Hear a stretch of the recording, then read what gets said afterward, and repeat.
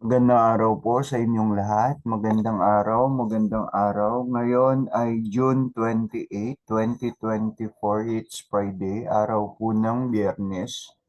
Patuloy tayo sa ating pag-aaral sa mga salita ng Diyos, particularly sa gospel na ginagamit sa mga pagdiriwang para sa araw na ito sa misa sa ating mga Katolikong simbahan.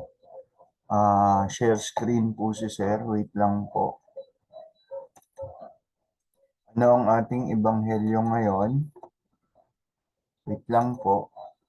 So ito po ang ating ebanghelyo ngayon mula sa Ebanghelyo Aklat ayon kay San Mateo, Kabanata 8, mga talata 1 hanggang 4. Ang pagpapahayag ng mabuting balita ng Panginoong Hesukristo ayon kay San Mateo. Pagbaba ni Jesus mula sa bundok, sinundan siya ng napakaraming tao. Lumapit sa kanya ang isang taong may ketong, lumuhod sa harap niya at sinabi, Panginoon, kung nais po ninyo, ako'y inyong mapagagaling at magagawang malinis. Hinawakan siya ni Jesus at sinabi, Oo, nais ko maging malinis ka. Gumaling at luminis nga agad ang ketongin.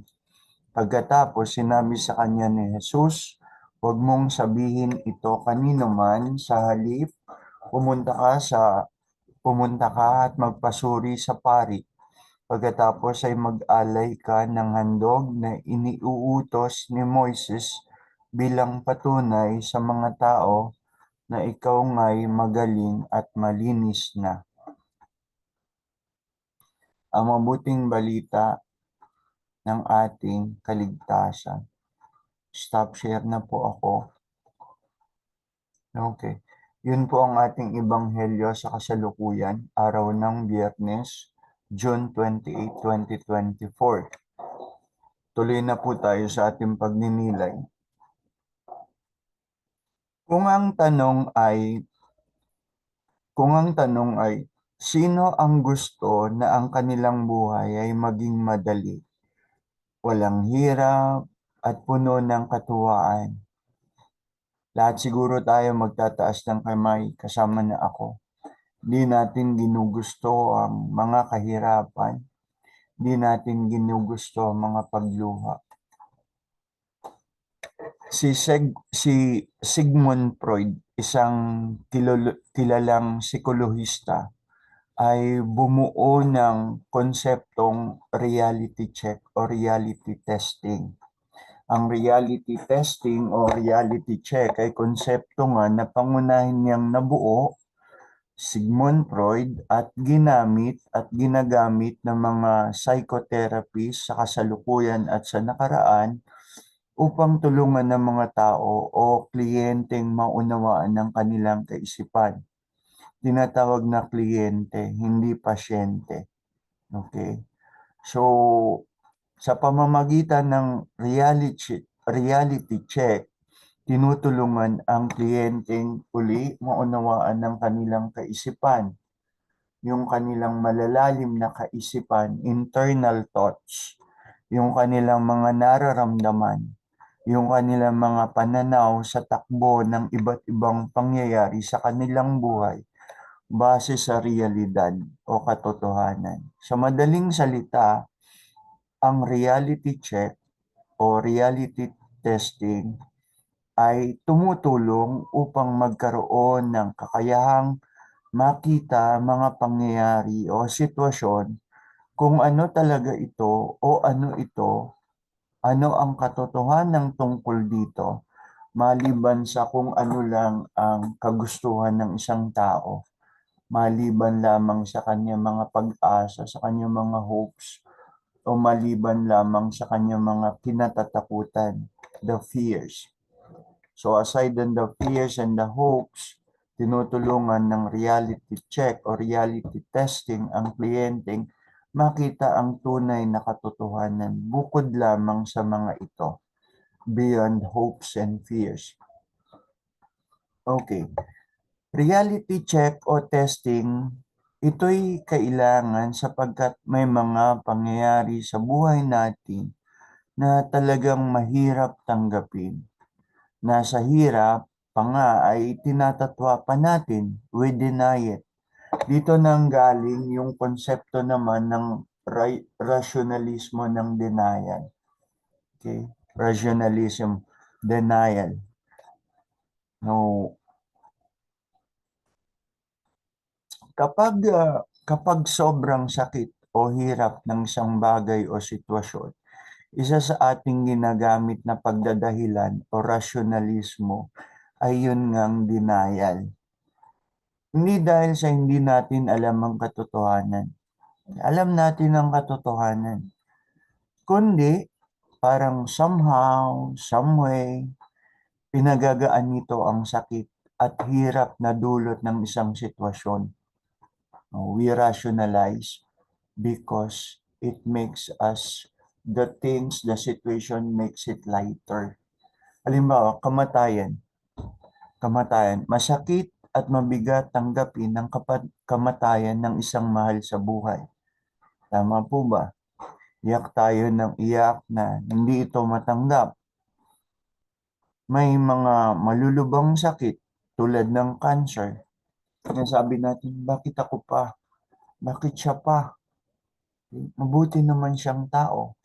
Bakit ako pa? Mabuti naman akong tao. Bakit ako pinarurusahan ng Diyos? Ngunit yun nga ba ang realidad?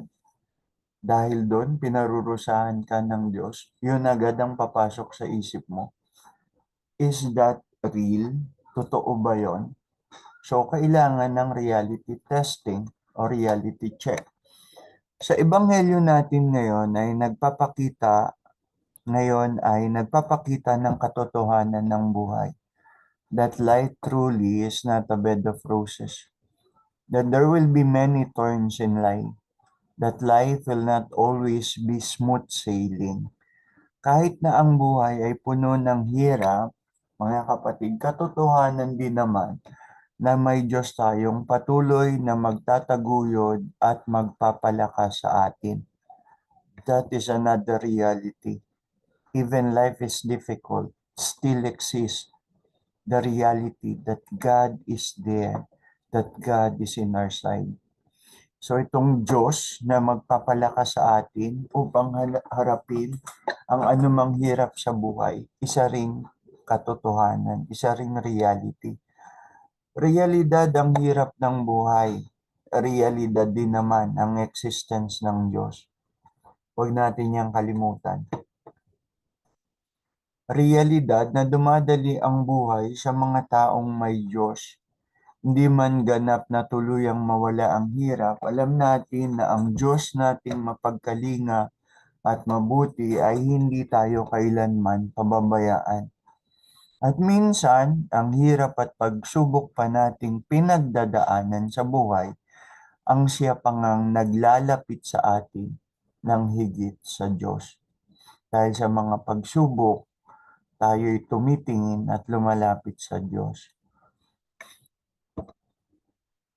Nagkaroon kami ng problemang mag-asawa. At nang natiyak ko na hindi ko na kaya, nagawa ko ng lahat ng dapat kong gawin. Wala na akong magawa. Ipinagpasa Diyos ko na lang. Umiiyak ako sa harapan niya, sinasabi, Panginoon, wala na po akong magagawa. Ginawa ko na ang lahat, subalit mukhang wala pa rin buting nangyayari. Ikaw na pong bahala, Panginoon. Naayos ang sitwasyon at nanumbalik ang katiwasayan sa relasyon namin mag-asawa.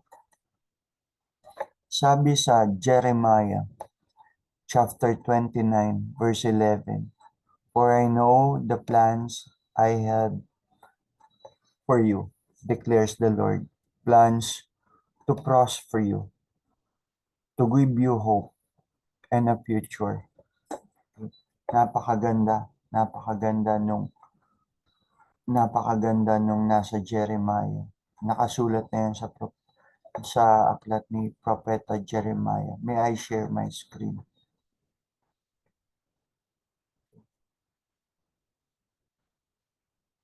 Ito po iyon. Ito po iyon. Jeremiah chapter 29 verse 11. For I know the plans I have for you, declares the Lord, plans to prosper you and not to harm you, plans to give you hope and a future.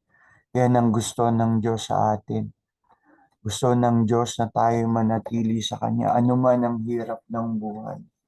Gusto ng Diyos na sa likod ng mga pagsubok, manatili tayong kumikilala sa Kanyang kapangyarihan. Tayo manalangin. Sa ngalan naman ng Anak ng Espiritu Santo. Amen. Diyos aming Ama, Panginoong may likha ng langit at lupa, Panginoong lumikha ng lahat ng bagay, nakikita at di nakikita. Patuloy ka namin kinikilala sa aming buhay.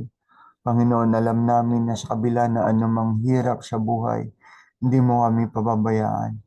Ang mga plano mo ay para sa aming ikabubuti.